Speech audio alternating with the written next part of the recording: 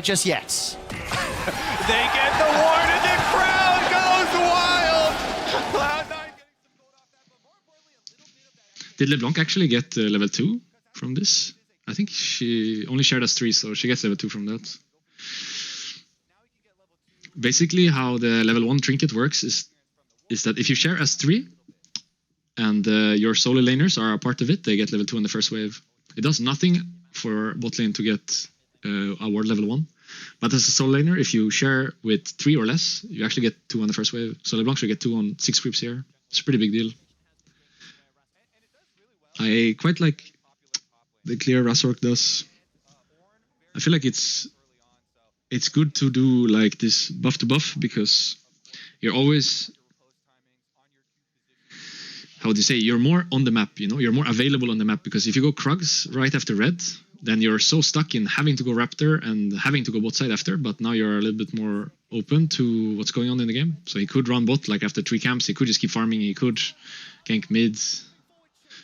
And Wunder's probably alive here, should be fine with flash, yeah. I think Blabber should have waited more, let them fight 1-on-1 a little bit. Because the only thing that Razork really missed from doing that clear is the Krugs, right? But he's really active on the map in comparison to how he would be otherwise. And as I mentioned before the game started, this early game is super important for Fnatic. They cannot lose this early game. Healy is dead.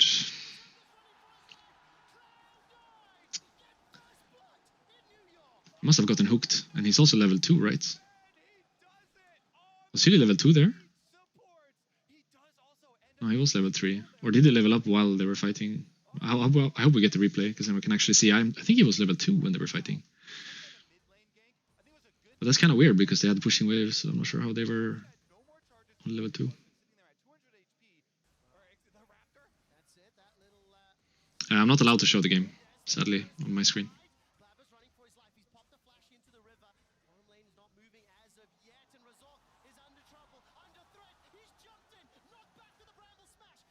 He's fine.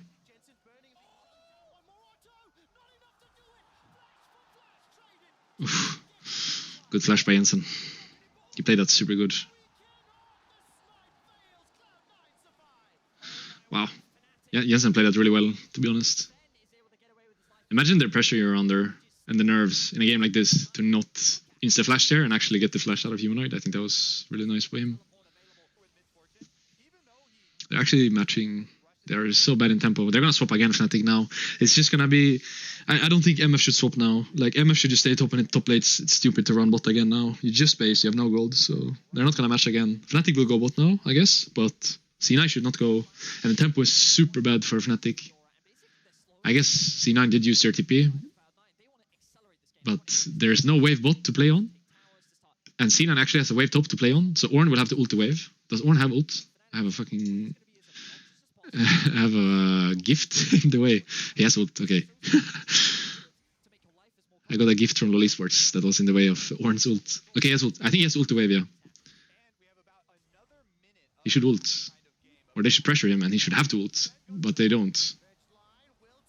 Yeah, here we go.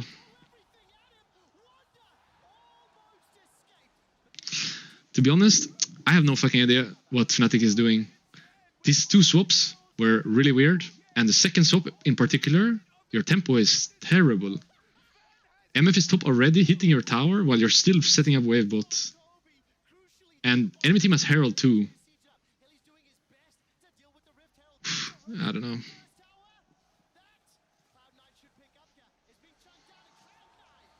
MF only got the mythic on the base that she did for top lane. She didn't have mythic before. That's why I was surprised, because I felt like the game was going good. I think that logic makes sense. Especially when you're rushing boots, there's gonna be a timing where he has mythic and you don't. And then you could look for the swap, but they swapped before that happened. And MF actually got the mythic, I think, from the second base. And then they mismatched again, and their tempo is terrible. I really didn't like that move. That move was just bad, I think. To me, Humanoid has always been a player that either does really well or does kind of shit, to be honest. He has no good middle ground as a player. It's almost like he gets like a feeling when he's playing. I don't know if something goes good for him early game or if he I don't know if he has just a day on and a day off, but some games I feel like he's untouchable. And this looks to be one of those games, maybe. With the movement and how the lane is going. And then some games he's just dying to everything. And yeah, it's kind of like Caps, yeah. But it's hard to pinpoint exactly why that is. I played with Caps for, what's now, 3 years total. And I still can't tell exactly why he's sometimes on and sometimes off. So I most definitely cannot tell you why it is like that for Humanoid, but I think it's not too weird. Some players are like that. They just get it can really come from the smallest thing. I think you get a good trade early, or you get your favorite champ. I guess I had that at some point in my career. I still do in a way. When I get like a champ I really enjoy playing, I get this like super boost, to perform better. I don't know what the Humanoid super boost is, but it could be a Seer. Actually, can't be a Seer because he was inting on a Seer game 3 in their semi. So it's something else. I don't know what it is. Maybe a good trade in the early game.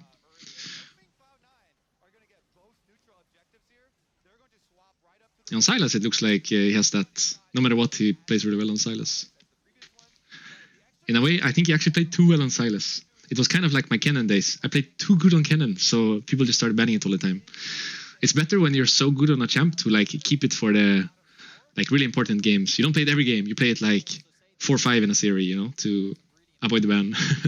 He was using too much of his super boost Silas in the XL series in the early games of was it game 1 of Rogue series? Yeah, so they started banning it after. He should have held his super boost a little bit, I think.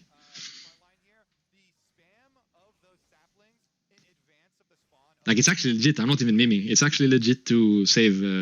I know Perks did that when he was playing in G2. That happened in the Athens final we had 2019 summer. He saved Syndra until game 5. He could have for sure played Syndra a lot of other games, but it's game 5. Pressure's on, nerves are on. He gets super boosted by Syndra. It's clever, like really smart, I think, to have something like that for game 5, because let's say he played at game 4, we'd probably ban it. If he has that performance game 4, we ban it. No way. I'm not playing Sai against Syndra. It's too hard matchup, but it didn't happen in the whole series. And then game 5, he picks it. He does really well. Apparently, he could have picked it every game, but he didn't. Super boost.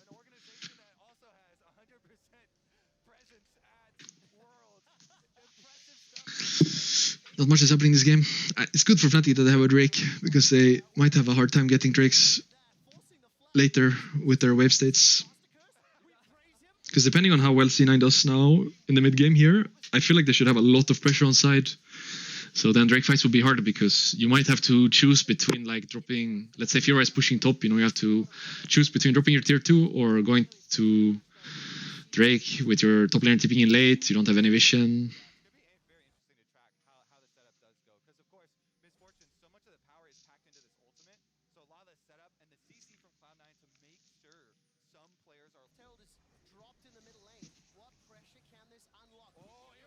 TP bind. They don't mention it. I don't think they saw the TP. Double TP. Nautilus is dead for sure. There's no trade. Sejuani is dead as well. No trade. Fiora wasted TP super late. Jensen is dead actually. No, never mind. Close. Wow, that was a good fight by Fnatic. Good double TP as well. But I don't know if C9 missed the TP, because their movement was really sketchy when the Maokai ult was coming out. I think they should run topside, but they kind of ran into the TP. Was there Drake up now as well? If Drake was up here, it's super good. Look at the movement from C9. Why are they not running topside?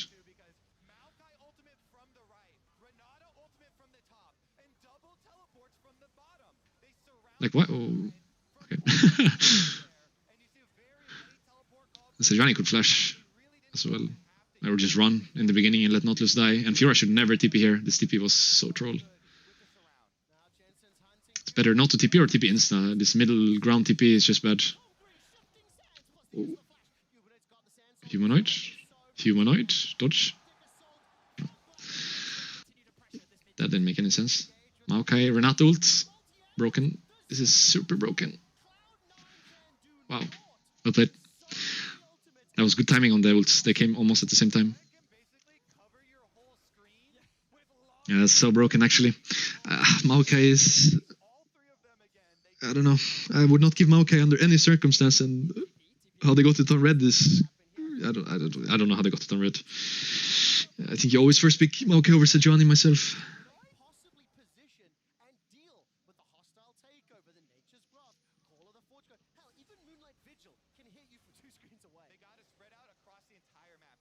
But that seems to be the...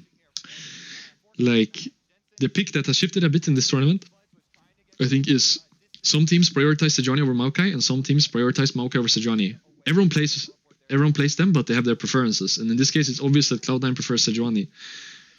And maybe Fnatic does too. We don't actually know, because if, let's say, Cloud9 didn't pick either, would they pick Sejuani or would they pick Maokai? We don't know, because now Maokai was the only one open, so they picked Maokai. But it very well might also be that Fnatic prefers Maokai and they were happy with the trade. And Cloud9 were happy with the trade too. I personally think Maokai is just much better than Sejuani. I don't see how Sejuani is offering more to the game than Maokai. Because I think they do the same thing, but one ult is super broken and one ult is... yeah, not as broken, I think. Especially with almost every AD carry running cleanse, I just think Sejuani ult is... it's not so useful.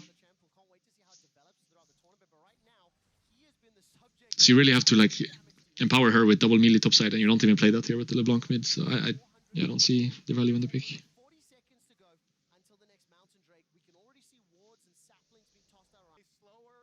I'd imagine you're talking for Upset's build, right? He has Gale Force PT right now, 25 minutes. That would make sense. Yeah, I think it's good, especially here. They don't have any armor. It makes a lot of sense to go BT here. You can also go Collector, but Collector is kind of troll item with my Mountain Soul. And I guess in general, after the durability changes, Collector is kind of troll item, but I think the alternative here would be Collector if you don't go BT.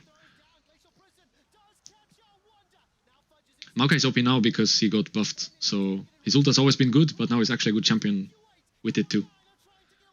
Look, how do you ignore this Maokai? He's gonna be on top of your backline for the entire game. And you cannot ignore him.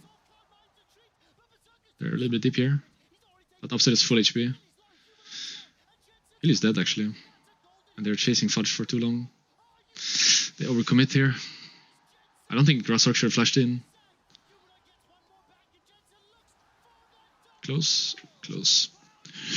Yeah, I don't think Grassrock should have flashed in because they already got the Drake and the fight was good from the first kill, so you shouldn't have gone that deep, I think.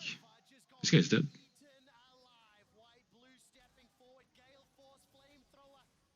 It should be done anyway, doesn't matter. Nice. Yeah, a little bit too deep there, I think, by Fnatic. Because they get the Drake and they get the Nautilus here. So I don't think you should go more now. Look, you finish now. You're back here and you don't flash in there with Razork.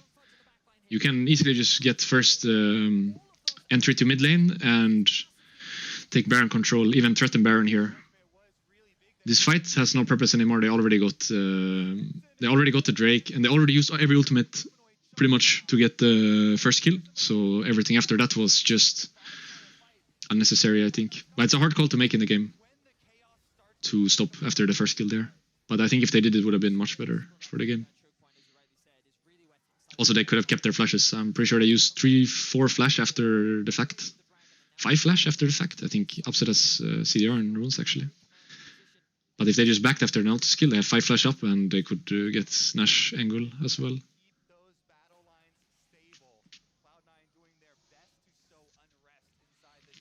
But it's a really hard call to make. It's hard to fault them for that. Because everyone gets so excited, you know, when you kill the first guy, you feel you can ace them. So it's normal that you get a continued fight there. Okay, nice. It's hard for Fnatic to lose when they stay as a group like this. It's kind of what I said before the game. They have like this easy ball comp where they can legit stand on top of each other as 5, and it's so hard for C9 to do anything because they have Maokai Renata ult to go on them if they come too close, and if they don't come too close, then the ball will just overpower. Healy's a little bit too far up mid, but it's fine. Healy, go to your team, Healy. It's so classic Healy to want to. He always had that with me as well. He always wanted to be like the one buffing waves and stuff. He's doing that for Baron for sure. Just scared he gets caught.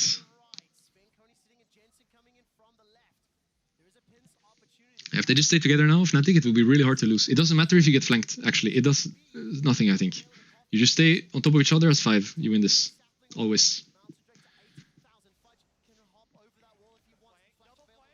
They cannot kill Upset anyway. Yeah, this is good. Stay together. Go same side. Right. They're fine. They win this. Game is over. Okay, Upset. Flash for flash, not bad. They don't have wave. Maybe mid, yeah.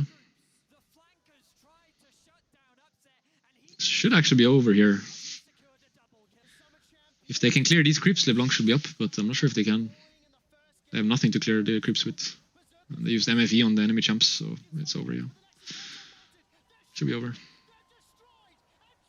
Nice.